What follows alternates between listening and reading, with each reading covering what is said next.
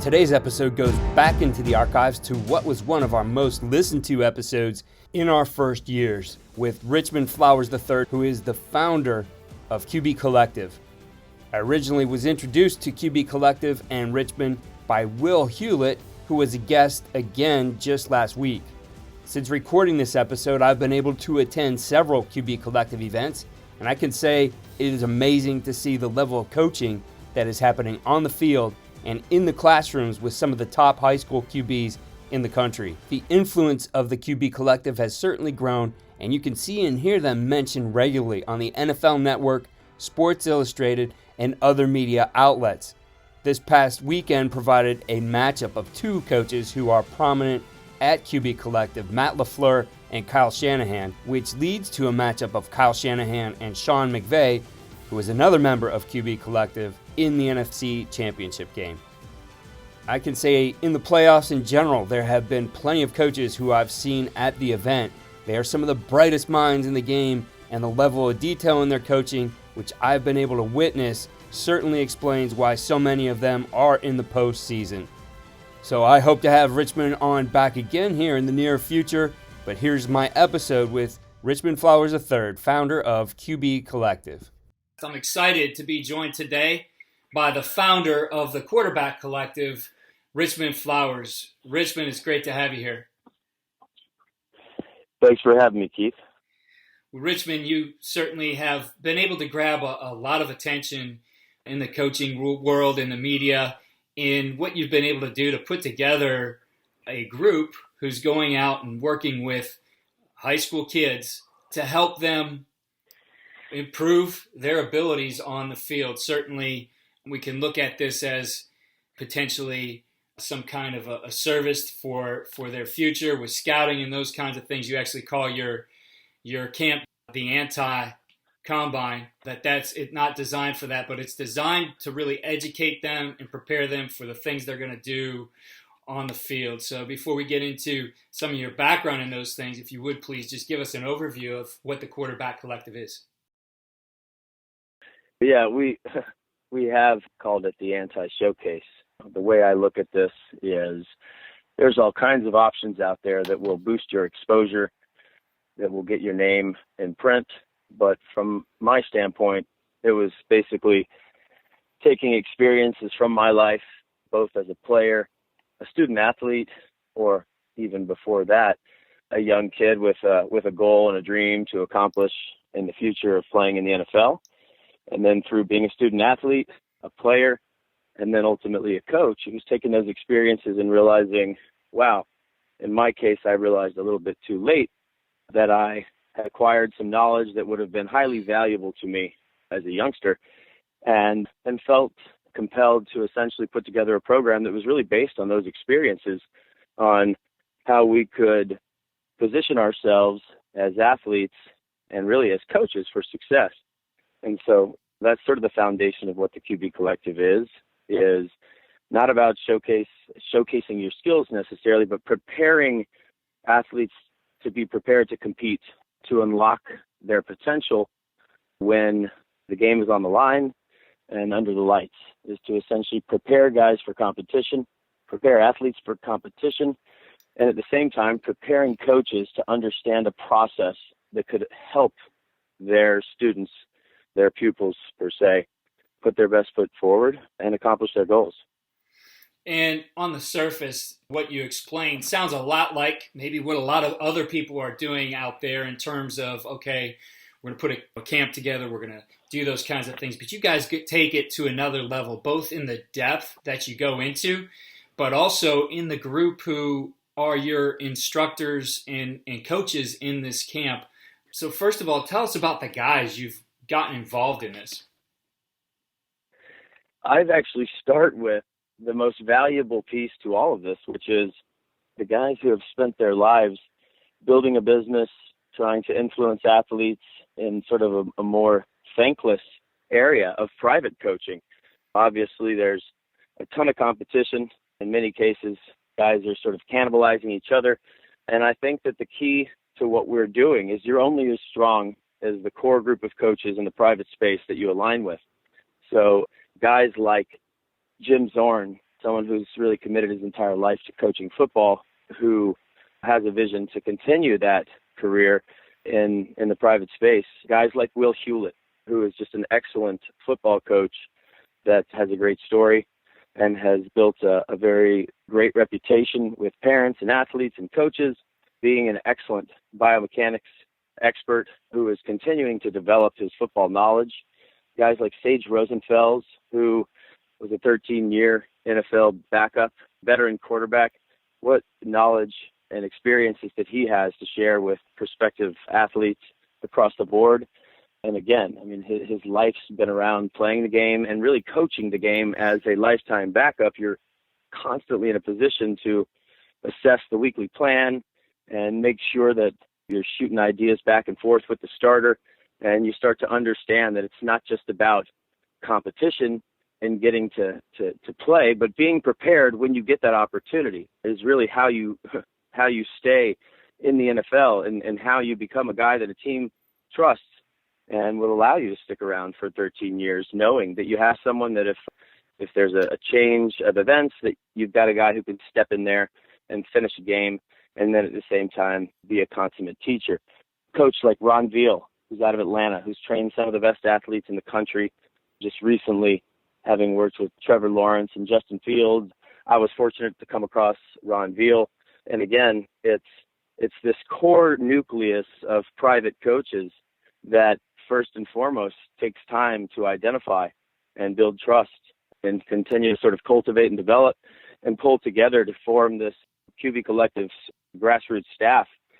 And then second, it's obviously not just bringing in NFL coaches, but some of the best and the brightest and the most accomplished in the industry, because the NFL is no different than any other industry. There's certain folks who are operating at a much higher efficiency and that we're trained the right way. And to me, that's what the collective is about. It's really a compilation of some of the best and brightest at all levels. And then having those guys come together within a collective and develop each other. And so I just think that is, again, you're only as strong as your staff. And I think that that's what our core focus is trying to make sure that we put together a group that it takes time to do this, but then over time, these guys start to get on the same page and teach each other, because obviously there's a difference in working with a pro that's paid $30 million a year versus working with a kid who has a dream. And I think that the ecosystem is built for everyone to learn from each other and develop each other, because as we've discussed in the past, I think the foundation, or I know the foundation of QB Collective is first and foremost coaching development. And that group you mentioned, the group of NFL coaches, these are a group of guys who, for I guess lack of a better word, they are on a meteoric rise to the top of the NFL. Some of the brightest, the hottest names right now on the coaching side of things. And you've been able to bring them into this to interact with not only the other coaches you have, but with the players that you bring into this camp. And we're going to get into the background of how you got to know these guys and how they've become a part of this. And what's a very interesting story, I think that's something that just kind of has led you to this point to bring them in. But we're talking about guys like the Shanahans, Kyle Shanahan, Mike Shanahan, Sean McVay, Mike McDaniel, Matt LaFleur, some really bright guys that you've been involved with in the past are now part of the quarterback collective. And we'll talk, too, about how you got those guys involved. So very interesting story. But, Coach, let's get back to the beginning for you and really kind of focus on the influences and your background that really has brought you to this point. So for you, early on, it was the influence of your father. He was named an SEC living legend, played ball in the SEC, and obviously his career had an impact on you. For you, you weren't necessarily alive at that time, but certainly I've heard the stories and read the news articles and all those things, which I'm sure had an influence on you early on in life. No doubt. I think it was a great influence. I think it's sort of the foundation of all of this, which is, yes, I was born the year my dad actually retired from the game, but I did have the benefit because of his experience, and he's been well documented, was the fastest human being in the world as a high hurdler. And so I knew at a young age that he had played. I knew at a young age that he was a special athlete.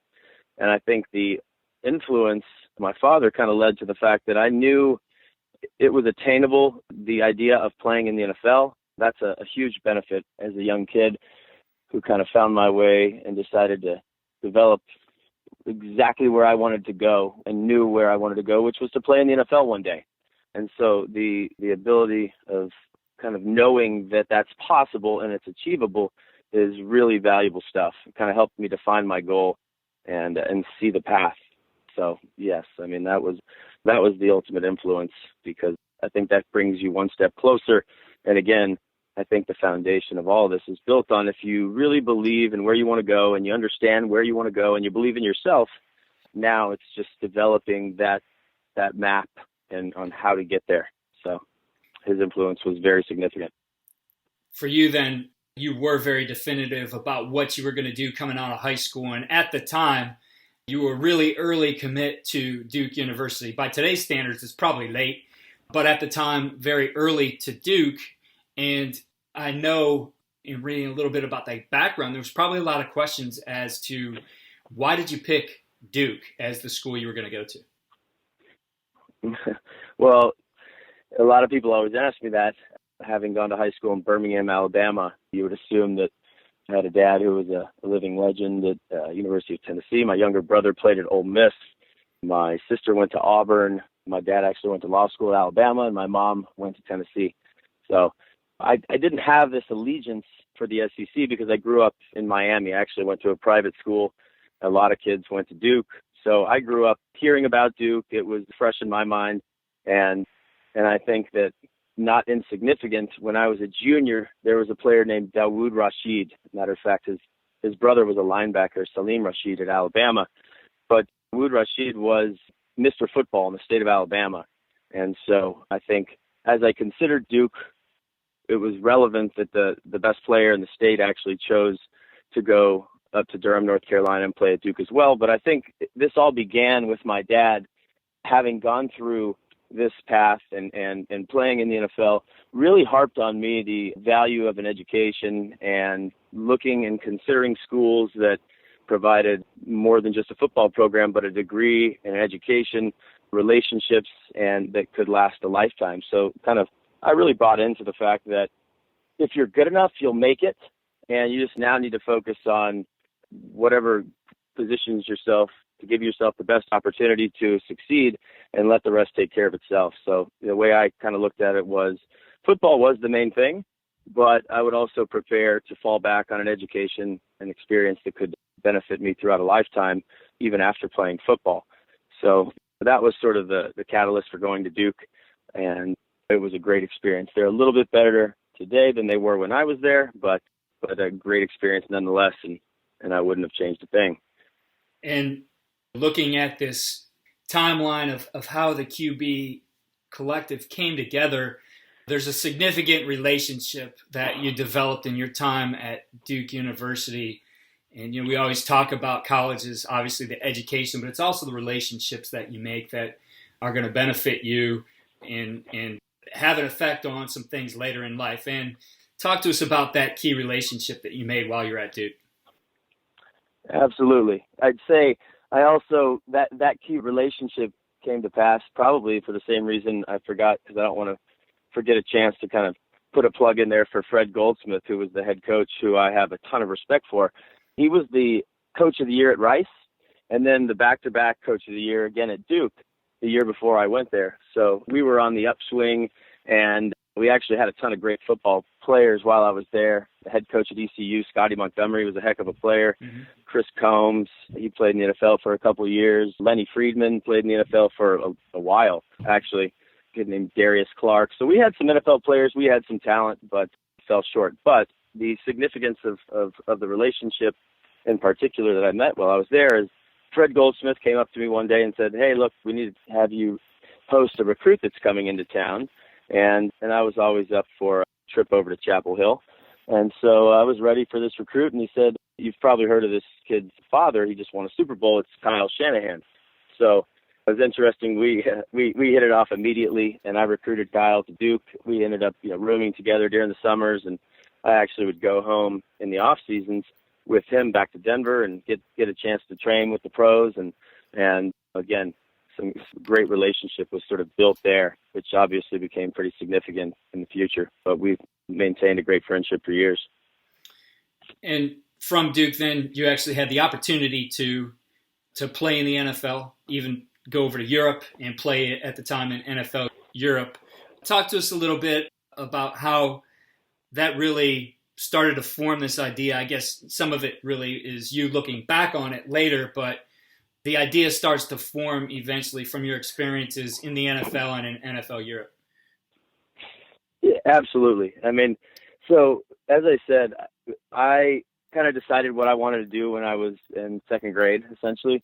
And I'm a little bit on the type A side. I'm not going to use the term obsessive compulsive, but I knew exactly what I wanted to do. And then really my life became kind of built on what do I do to give myself the best chance of accomplishing that goal, which is playing in the NFL. So very significant after Duke, I had the opportunity to play in the NFL. I was drafted by Jacksonville. But really what that represented to me was this belief that if I believed in myself and stayed the course, that I could accomplish my goals. And that was significant because it's sort of, I'd say to a certain extent, I had anxiety growing up going, I better get there because I'm really basing my life on go ahead and believe in this thing that sounds potentially cliche, believe in yourself and you'll get there. But I believed in it. And so I'll never forget when that happened. It was almost like a sense of relief because I actually did accomplish exactly what I set out to do, which was to make it to the NFL. Probably looking back, my goal should have been to be a successful player in the NFL because I obviously had a bit of a, not the most exciting career, but at the same time, I did accomplish it. And then kind of what happened next throughout my time trying to make it as a journeyman really did lay the foundation for what I'm doing today. Obviously, I'd say I was around some really great football coaches, being drafted by Jacksonville Jaguars and Tom Coughlin. While I was there, Bobby Petrino was the offensive coordinator. I went on and jumped over to the Dallas Cowboys. My time there was really significant. I actually built a ton of relationships. People who know the Cowboys know that's a very loyal organization. If you go back to Dallas, the same faces that are there throughout the building were there 20 years ago. And I happened to be there at a time. Coach Campo was the head coach, and Clancy Pendergast ran the scout team, and Mike Zimmer was the defensive backs coach and coordinator, and some really quality coaches that I've built relationships with over the years that really knew me as this guy who was always competing, willing to run through a wall, could catch the football, and they knew that when the lights came on in practice, it was my Super Bowl, which kind of led to the NFL Europe story. I kind of made up my mind because I thought I was performing so well on the scout team that I had to go out to NFL Europe because I needed to be seen by all the NFL teams. Matter of fact, I had been asked to go to the Kansas City Chiefs the last game of the season and to take a contract with them. And I wanted to stay loyal to the Cowboys. I liked Wes Chandler. And I'll never forget, before I went out to NFL Europe in Barcelona, by the way, which that's probably the highlight of my career, Wes Chandler told me I shouldn't go out to NFL Europe. That they were going to make a change offensively, and then it would benefit me to really understand the offense. I really kind of saw that as in one ear and out the other, and felt like I needed to go out to NFL Europe and prove myself. I actually did. I went out there, was one of the all NFL Europe, and had a great experience. Coach Vertigliano and Coach Bicknell, basically their only rules were make sure you show up to the game, which I did and had a great experience. But nonetheless, that came to an end, and I returned back to Dallas. And just like Wes Chandler said, they had made an offensive change. And to be honest, I had hurt my finger. I was a little behind the eight ball and really was playing catch up the whole time during training camp. And so, again, wasn't able to put my best foot forward when it mattered, and it didn't work out for me. Fortunately, I was still given another chance from Coach Spurrier. Again, being around another group of excellent coaches, Marvin Lewis, Paul Gunther, Hugh Jackson was the running backs coach, Steve Spurrier, just some excellent football coaches, excellent philosophies. Again, ended up falling short. But again, and not only did I fall short, I would say that I just wasn't prepared and wasn't a real student of the game, and was thinking all too often when I had my opportunity. And really my highlights happened in practice. And so again, fell short, but again, I figured out a way to stick around for 3.5 years. We moved on to arena football in New York, had a little bit of time in Canada, and then ultimately Saskatchewan, which that became pretty evident that that was time for me to hang it up. But again, it was this experience of believing in a goal, accomplishing it, and then kind of looking back on what I could have done to position myself for success. I think at that point, I decided to move on and go into more of a business focus and leave the game. But I certainly left with kind of this thought of, I know that I could have given myself a better chance because I was fast. I was a 4.4 athlete. I could catch the football, and I practiced hard and was willing to do everything that it took to kind of put myself in a chance to succeed. But again, fell short. And I know for you, and having talked to you, that you kind of felt maybe you were in the wrong position in order to maximize your talents and what you were able to do. Talk to us a little bit about that story and your thoughts on maybe being out of position in the NFL. Yeah, there's no question. I think I held the state interceptions record with George Teague. I think I averaged 13 or 14 interceptions a year. I grew up playing yard football and always wanted to just sit there as a safety and then pick the ball off. And I didn't realize it at the time, but I had developed instincts for attacking the football and had the speed to kind of cover ground. So really, I was a safety that was athletic enough to convert over and play wide receiver, which is significant because I did have offers at places like LSU and FSU and Texas, but I decided that I wanted to catch the football because I had good hands, and then really was a safety, moving to wide receiver, trying to figure out the game from square one as a freshman in college. Again, we played in an option offense. Great football coach, and Buddy Anderson, actually the winningest high school football coach in Alabama 6A history, or Alabama history, I should say. So I was around it my entire life, but this transition to wide receiver, I think that my dad probably knew I should have stayed at defense, but I think at the same time kind of wanted this idea of me being a 200-pound safety and taking on 250-pound running backs. I think he probably kept it close to the vest and decided I should move over to wideout. But again, that is significant because my instincts were as a defensive player, and then as an offensive player, I had the skills to succeed.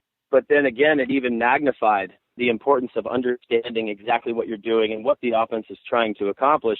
Looking back, that's how I could have enjoyed far more success.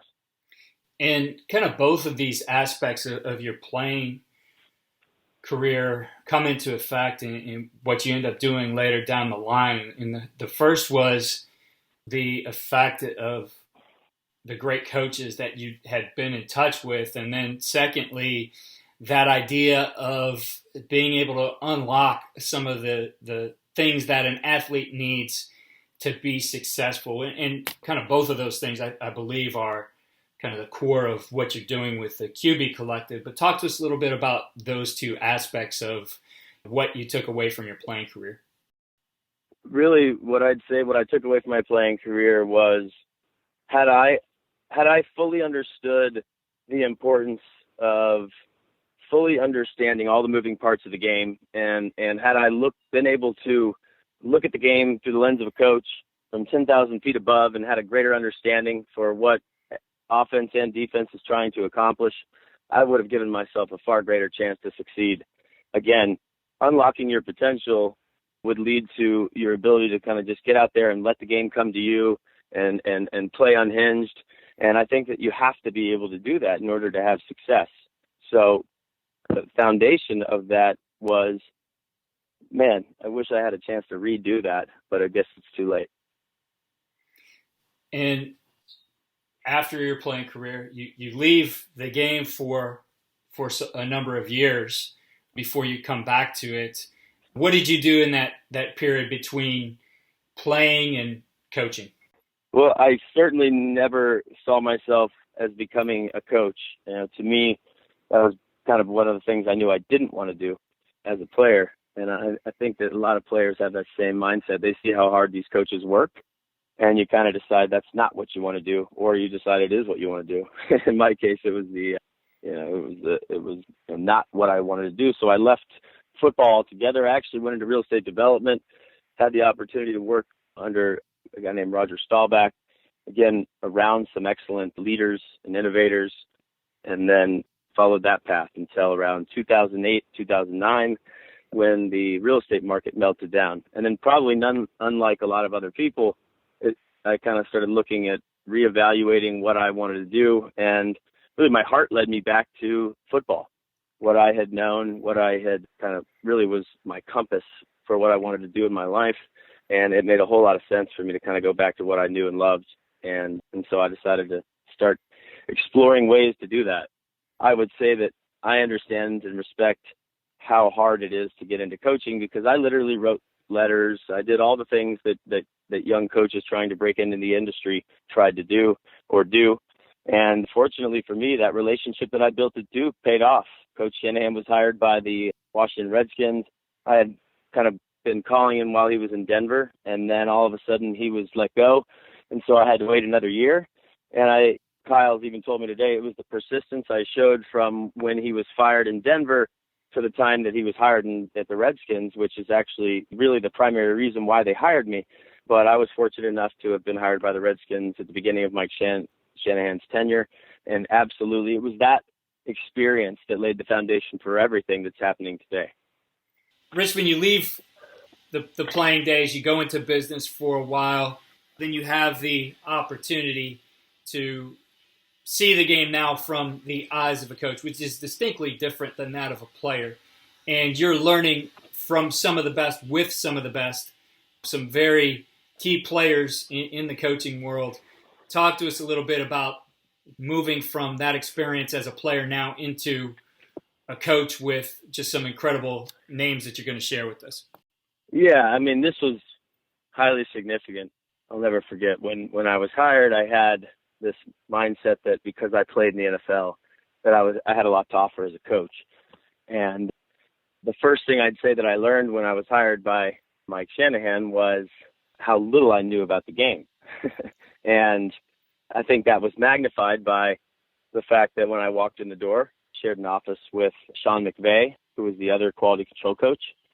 And we look back on it now, I mean, this was the youngest staff ever assembled in the NFL, and really had the benefit of being around some of the top young, brightest, and just established coaches in the game. The staff consisted of obviously Mike Shanahan and Kyle Shanahan and Sean McVay, Mike McDaniel, who's actually the run game coordinator of the 49ers now, Matt LaFleur, who's the new offensive coordinator of the Tennessee Titans, Chris Furster, a bunch of coaches that were highly regarded as football coaches within the industry and are today. So this experience, like I said, began with me realizing how little I knew. And I'll never forget, I went back home to my wife multiple times, especially earlier in my career, and just like, what am I doing here? I mean, these guys are literally creating competitions in-house about who can memorize play sheets quicker, who can, within a millisecond, essentially recognize the coverage, pre-snap read, who can tell you which dogs and blitzes are coming. And then there's me, who's trying to make sure that the one picture of the playbook looks consistent with the way that Kyle wants it. And again, it was a daunting task to kind of catch up to those guys.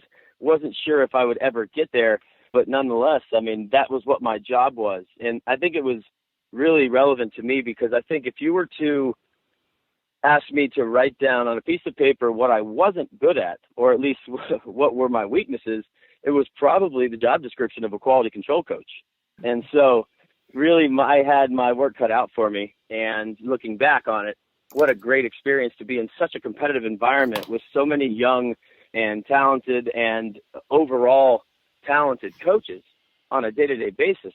Again, it was a humbling experience, But now looking back, it was like, what an amazing opportunity. And I will say at the time, it didn't take very long to recognize that to a certain extent, I was basically sitting there on the inside of a team or a staff that would eventually kind of resemble the 88 Packers of modern day. And so there was no question that I was a part of something special. And then I think the experiences that were probably filled with a bunch of tumultuous experiences and ups and more downs than ups. And it was those experiences that really shaped both, I'd say actually both personally and then in general, being a part of that staff. I think the tough times really define what you're going to do in the future. And so that was a really challenging 4 years of my life, but I kind of had a hunch that this was building towards something meaningful. And it was those experiences, being a part of that culture led by Mike Shanahan, that really shaped what I do in coaching representation and then with regards to the vision for QB Collective. For you, you really look at that experience with the Redskins as a sort of learning lab, that you learned a ton there, and then this starts to take shape in your vision eventually for what becomes the Quarterback Collective. Talk to us a little bit about that idea that was really a lab for your learning. Yeah, I've heard someone refer to it in the past as the Redskins lab, and that's kind of stuck with me because that's exactly what it was. Again, what I realized is how little I knew about the game, despite thinking that I had a lot more knowledge. And then really it was the beginning of every day that I came to work. It was, how do I look at the game in a way that I can catch up to the Sean McVays and the Kyle Shanahans and so on and so forth. And so really, Sean McVay actually have a really great story here. I mean, we look at Sean McVay's presentation, and he's probably as good as anybody in the game. And he worked on it. Not only did he work on it, I mean, John Gruden worked on it with him and would demand Sean McVay would start by drawing circles. And then once he perfected his circles, he would perfect his X's. And then once he had perfected his X's, he needed to work on his presentation. And John would essentially have Sean teach him protections and concepts every day. And so Sean worked at it. And he's such a great student. He was taught that way. And it's a testament to John Gruden and Sean's ability to recognize and take advantage of his predecessors' investment in him that really has led to his success. And I think that's really the foundation of what all of this is that I recognize that 4 years later, after realizing I knew very little, I knew a whole lot and was pretty proud of the progress I had made. And ultimately, so was Kyle Shanahan and Sean McVay and the rest of the staff, because it didn't happen overnight and it wasn't easy. But it was what I learned in the process that became very relevant to me. I'd say I really understood it a year after leaving Washington and kind of being a part of another culture, and then looking back going, that very specific process and system that was led by Mike Shanahan and his philosophy and in this culture with Mike Shanahan knows exactly what he wants offensively. And then this demanding atmosphere that really forces coaches to know exactly what's expected of them, what's expected of your players, to make sure that you put athletes through the proper training in order to be successful on game day, understanding exactly what your individual period looks like, making sure that there's this deep self-evaluation and reevaluation of your players and yourself and your offense, and always asking questions about how you could have gotten better, and then also analyzing mistakes and how you could have better prepared those players, and making sure that they actually could do and execute on that skill set during the week, because if they can't, then you probably shouldn't have put them in there. Essentially, this mindset that mental mistakes are the coach's fault, because he either showed you he could do it prior to the game or he didn't.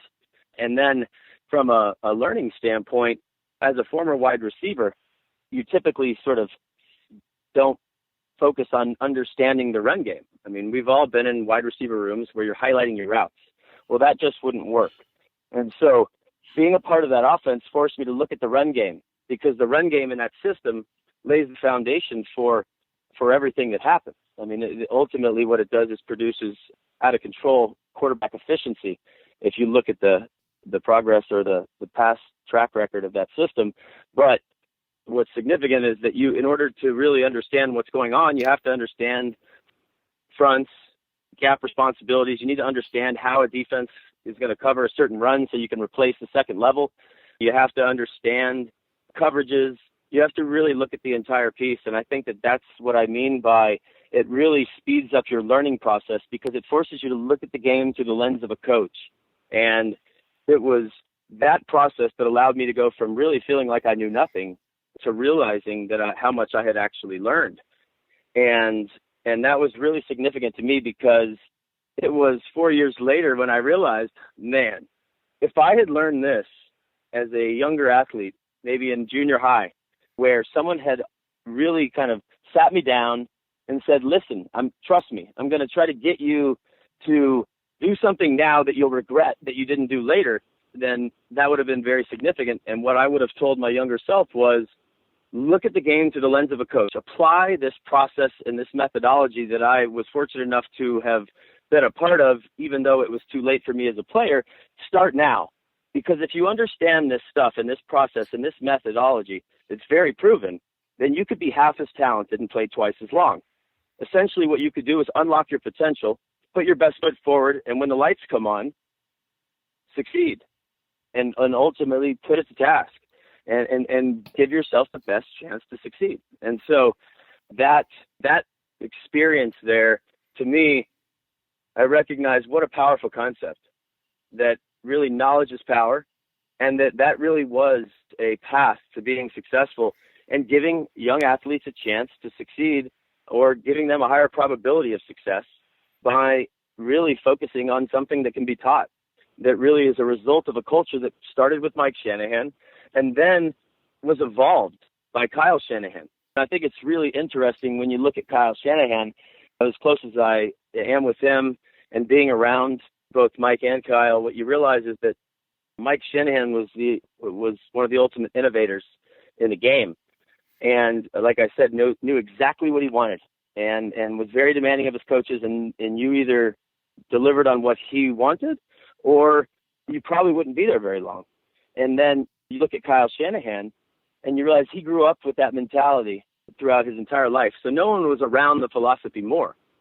And then at the same time, you look at Kyle and imagine having to grow up in the shadow of someone like Mike Shanahan. And what you have is really probably what laid the foundation for Kyle being as talented as he is that this desire to succeed and prove that he's going to do it himself and that he can innovate as well and that he's always evolving. Because if you don't evolve every day and you don't continue to get better, then you become stale and you essentially die on the vine. And so Kyle was always thinking through, how do we evolve? And so really what you see with Kyle Shanahan when he left the Houston Texans and came to the Washington Redskins was the evolution of the Mike Shanahan system. And then Kyle taught all of his coaches, he would use the term, use your brain.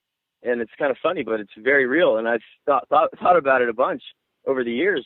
And he's teaching you to evolve that system.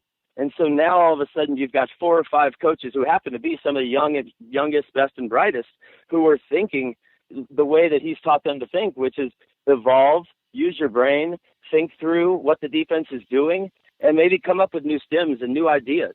And then always study different runs and the way the defense is covering it. And so Kyle's always understands exactly what the defense is trying to do and understands the soft spots in a defense, because really that's the foundation of what he does offensively is knowing that leads to the way that he evolves and forces his coaches to have that same way of thinking. So now all of a sudden you've got 4 or 5 coaches who come to the table with real ideas, with logic behind it.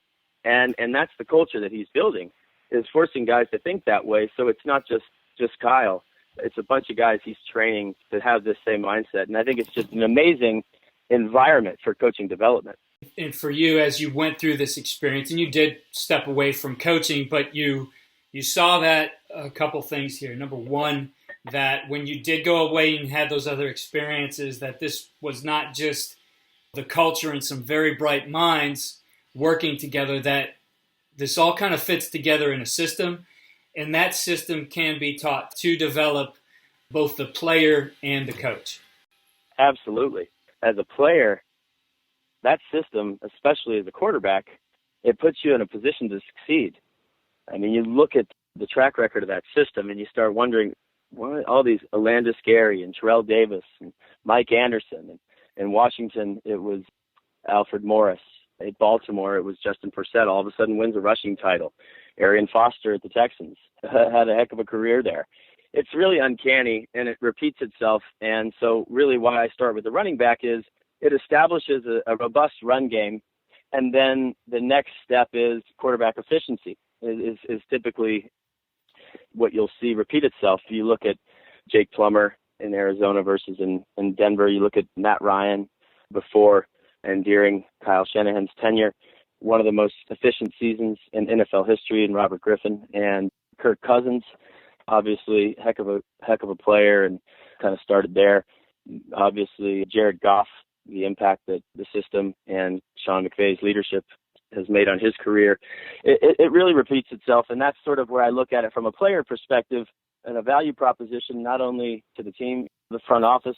Sometimes those players that don't have to get picked as high can really result in a ton of success and value. But ultimately that run game is so important with quarterback efficiency. And when I started looking at it from a player perspective, in order to have that success, again, you have to understand what you're trying to accomplish. And so it really does. It forces you to look at the game through the lens of a coach, and it forces a coach to look at the game in a way that not everybody expects you to.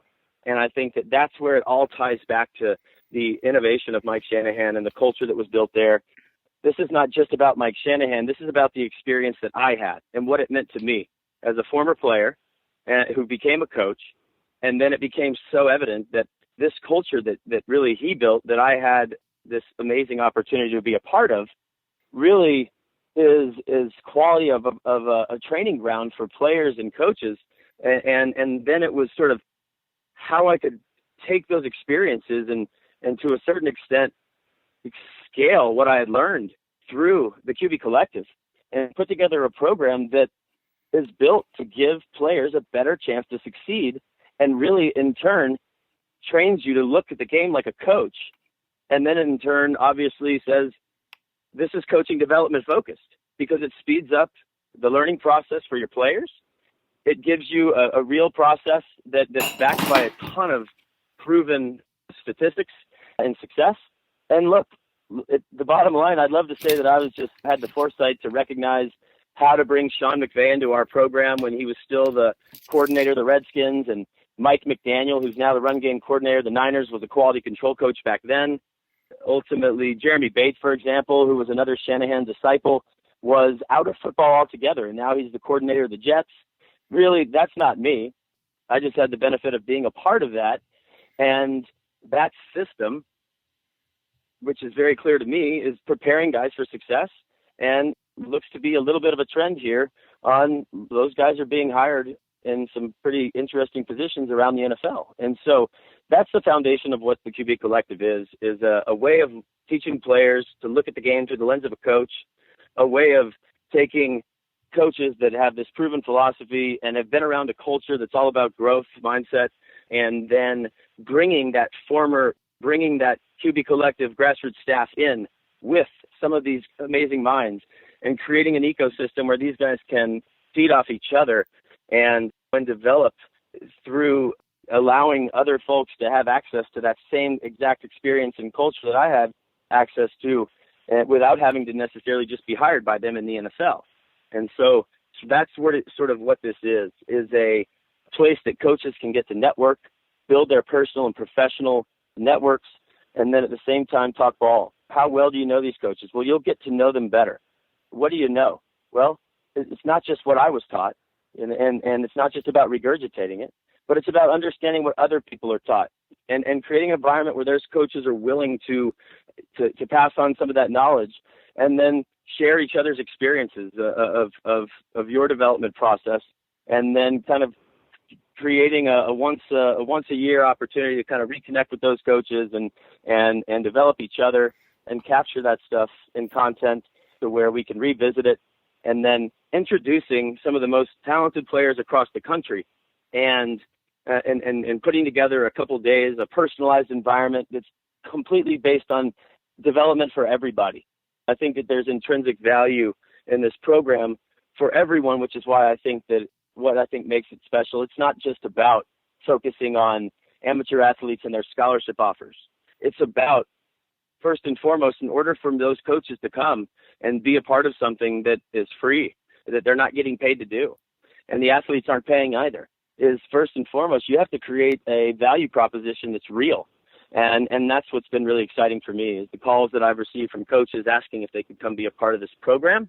And I used to make 4-hour phone calls to try to get the players to come be a part of it, because there's so much competition in this space, and every kid gets 50 camp offers, that you have to be able to really explain how you differentiate yourself in order to capture the attention of these parents and athletes who are looking for development that can move the needle. And knowing that that's exactly what this was, I spent a ton of time on the phone, but that's the exciting thing about where we are today, is that I really don't have to make phone calls. Those coaches and athletes and parents are reaching out, trying to understand how they can be a part of this for a couple days. And then I think that that's sort of what the long-term vision is how this is available to everybody, and how we can be able to share this experience and our vision and grow to where everybody can access what we're building. Richmond, this has been an incredible story that you've shared, how all of this has really come together. And the result of that, and what you've put out there for the football world, is the events that you have, one just a couple weeks ago. As you look back on your camp, what were some of your favorite moments and some of the things that you saw that you thought were really effective, both for the players and for the coaches who were able to see it? Absolutely, the most gratifying experience through really all of this is the feedback from the parents after the event. I think that that's what this was built for, is recognizing that I felt like there was a gap to be filled, bringing in some of the most influential coaches in the sport, really, and establishing a forum where everybody can learn from their different philosophies, and with a focus on the classroom. And so it's the parents' feedback on our program and the value that it adds relative to looking at the game in the film room and through analysis on the whiteboard, connecting what we do through concept execution to what we do in the classroom, and the way that the fundamentals and technique connect to scheme. And I think it's the X and O based approach that really separates us, and that's the conversations that we seem to constantly have. We have parents that reach out telling us that this has really been highly beneficial and that it shouldn't be a one-time program. And that's where I think that it's always really interesting, is sort of what drives vision in this movement to continue moving forward, and then to think bigger on how we scale and create something that can benefit everybody, or really parent, coach, and athlete, is built on the feedback and the testimonials of people who have gone through our program, really coach, parent, and athlete. And so that's really what sticks out to me, is the many testimonials and conversations that I've had about the value that these parents see, who have been to every camp in the country over the last couple of years. And they just see that this is different. And I think that that's sort of what's exciting, is that I think we have found a niche to take this pro-style philosophy, fundamentals deeply rooted in a proven way of doing things, and then more importantly, really kind of teaching players and coaches in general to look at the game in a way that I think speeds up the learning process, with hopes of unlocking and putting your best foot forward and being able to kind of reach your greatest potential. Well, Richmond, I really appreciate you taking the time and sharing both this story and the vision for player development, for coach education. How can our listeners learn more? Can you share your website and your Twitter handle? Absolutely. The website, which we're actually currently updating our plans for 2019 to expand on a more regional focused level. And that's www.qbcollective.com. And then both Twitter, which is where we stay most active, and Instagram is at QB_collective. Thanks again, Richmond. It was great to talk with you, hear about all these concepts, hear these stories, and see this vision for the future, and keep up the the great work you're doing out there. I appreciate you having me on, Keith. Love what you're doing. Thanks. I certainly have enjoyed developing a relationship with Richmond, and I'm really excited about what the QB Collective is going to do moving forward with quarterback development as well as coach education. Their influence continues to grow, and I have an enormous appreciation for how they've grown by doing things the right way. I'll have Richmond back on in the near future so we can learn more about what they are doing.